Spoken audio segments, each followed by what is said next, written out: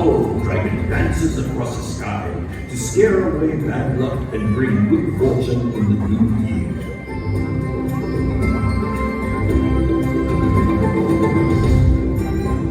When Mulan was a little girl, her mother taught her that traditionally, the ribbon dance was performed for royalty as an expression of gratitude and honor. Mulan loves the swirling colors of the ribbons.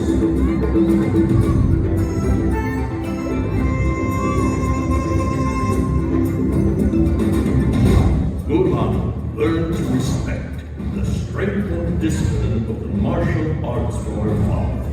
This centuries-old art form celebrates a rich heritage of bravery and honor.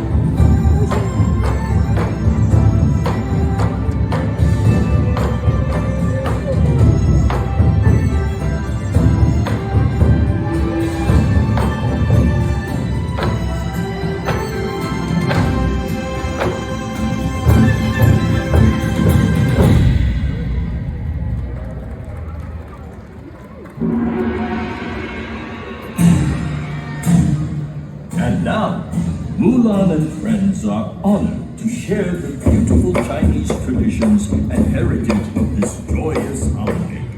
Please join them in welcoming Oswald